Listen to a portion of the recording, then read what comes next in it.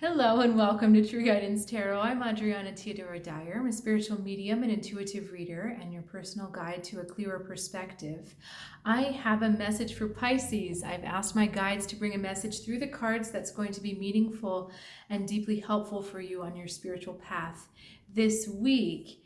This is really quite an exceptionally awesome reading. I'm also going to be doing some advice cards at the end. This is a little bit different than normal. I had a suggestion from a subscriber last week. So let's get started with your reading.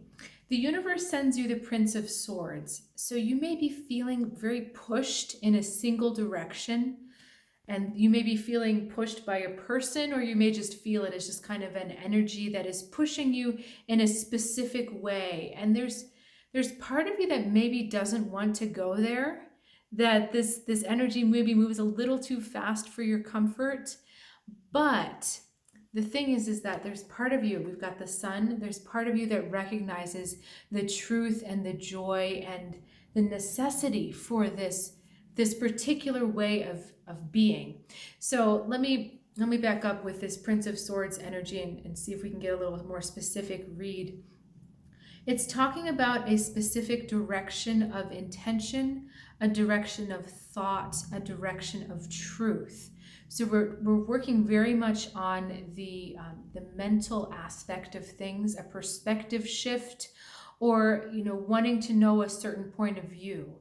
And it's kind of coming at you very fast. And there's part of you that's a little bit like, whoa, but there's another part of you that's willing to kind of come out and shine and see this as beneficial. So there's a little bit of both going on. At a deeper level, you're okay with this. On another level, you're maybe a little bit like, whoa, back up, slow down. What we have next is really interesting, and I feel like this is maybe literal as well as inward metaphorical.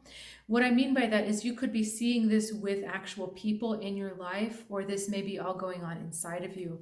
We have the King of Wands facing the Queen of Swords. Queen of Swords has command over this Prince of Swords. And then the Ten of Cups on this other side. So we're heading for the Ten of Cups, which is the acceptance and the blending and the embracing of joy, contentment, stability. This is traditionally a card that talks about family.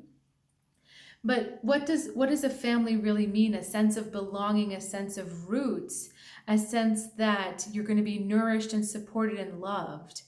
And that's where you're headed. It's all about blending these two energies, though, to get there.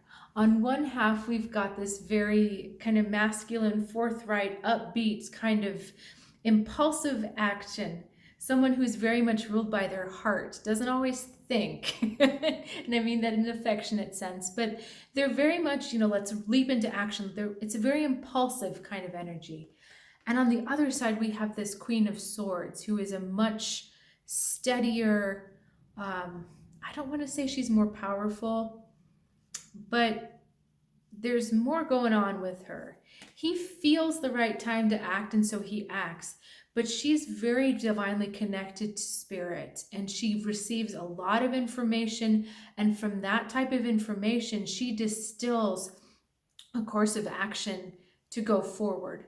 So she receives that information, she puts it into a practical perspective, but she also doesn't rely on other people. This guy is very social. This is a very social energy, whereas she's kind of a little bit of a loner. She's all right being by herself, and she's all right knowing what she knows. So you may be seeing two sides of herself. It's kind of like golden retriever energy and cat energy. More aloof, more kind of to herself, keeps her feelings very inward, and the kind of, hello, I'm so happy to see you, golden retriever kind of energy. So it's about bringing those two energies together in a way that's very stable and that's actually emotionally fulfilling for both. And it's funny because that part of you that's more like the cat, I said the aloof kind of energy, is going to have a little bit more of a problem than this energy here, the one that's more in the heart. I mean, he recognizes that there's a blend with these cards. You can visually see that some of the colors are the same. but she's kind of like a little bit against it. And so the heart is going to have to work a lot harder this week to get over those mental resistances to that blend. Now, I want to share with you the advice because it's really, I find it hilarious.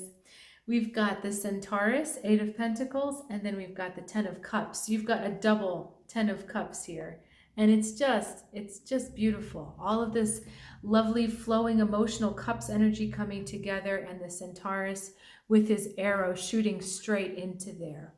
So this is about looking at the end process, the end goal for you. The advice this week is look at that end goal of harmony, of everyone coming together, everyone feeling nurtured, everyone having a place, yet an individual identity at the same time. That's the place you're looking to go.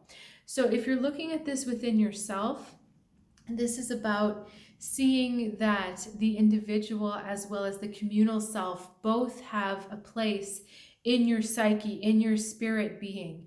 And the idea is, how do you get them to merge and blend together so they both belong to you? That you're not just living in one or the other, that you're actually in kind of a dual world at the same time. And this nourishment that you're able to blend and bring together, this 10 of Cups energy, I just want to keep holding these two cards together. You know, what's interesting too is the Centaurus is kind of a fire thing going on. So we've got like a double fire, double water going on. But remember that water is the flow and the blend, and you are able to do that, to use that flow to blend these two fiery mental energies together. So, you know, this is about really finding that lasting stability in yourself, between the head and the heart, between the self and the other, the secret individual self and the communal bigger self. So if you've got questions about this, please reach out in the comments. Oh, actually, hang on a second. They're wanting me to say one more thing. So just give me a second. It's interesting because there's so many sides to the coin, and they're saying that when you keep these two energies separate, the king and the queen, that actually no one is as powerful as they could be.